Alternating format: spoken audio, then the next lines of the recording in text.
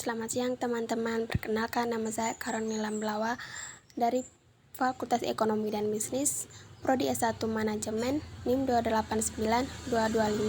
28922500071. Saya membuat video ini untuk memenuhi tugas perekonomian Indonesia, dosen pengampu Anissa Cynthia. Di sini saya akan menjelaskan tentang perkembangan strategi dan perencanaan pembangunan ekonomi Indonesia. Indonesia adalah salah satu negara berkembang yang memiliki potensi besar dalam pembangunan ekonomi. Seiring dengan perkembangan zaman, strategi dan perencanaan pembangunan ekonomi Indonesia juga mengalami perkembangan. Dalam makalah ini akan dibahas mengenai perkembangan strategi dan rencana pembangunan ekonomi di Indonesia dari masa ke masa. Di sini kita akan membahas tentang pertama sejarah ekonomi Indonesia, kedua perkembangan ekonomi dari masa ke masa, dan yang ketiga kebijakan-kebijakan pemerintah. Kita masuk yang pertama, sejarah ekonomi Indonesia. Yang pertama, sejarah singkat. Sejarah singkat mengenai perkembangan strategi dan perencanaan pembangunan ekonomi Indonesia dari masa ke masa. Yang pertama, era pembangunan nasional. 2. Era pembangunan pertumbuhan. 3. Era stabilitas makroekonomi. Dan yang keempat, era pembangunan berkelanjutan. Yang kedua, perkembangan strategi dan perencanaan pembangunan dari masa ke masa. Yang pertama, era pembangunan nasional. Era pembangunan nasional dimulai sejak kemerdekaan Indonesia pada tahun 1945 hingga awal tahun 1960-an.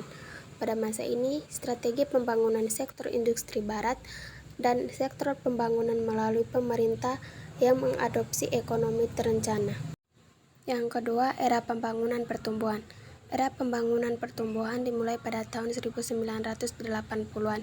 Pada masa ini, pemerintah mengadopsi strategis pembangunan ekonomi yang berfokus pada pertumbuhan ekonomi dan meningkatkan produksi dalam sektor manufaktur dan pertanian.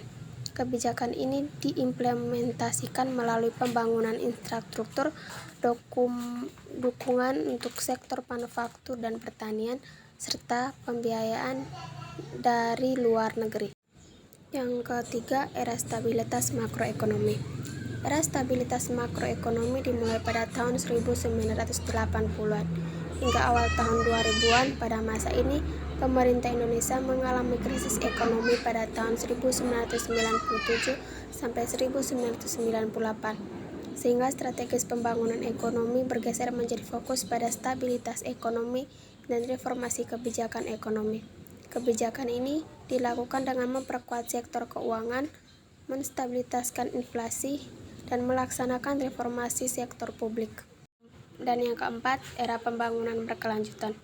Era pembangunan berkelanjutan dimulai pada tahun 2000-an hingga saat ini.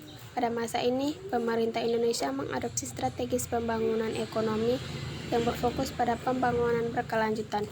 Kebijakan ini diimplementasikan melalui pembangunan infrastruktur, peningkatan investasi, pembangunan sumber daya manusia, dan reformasi struktural.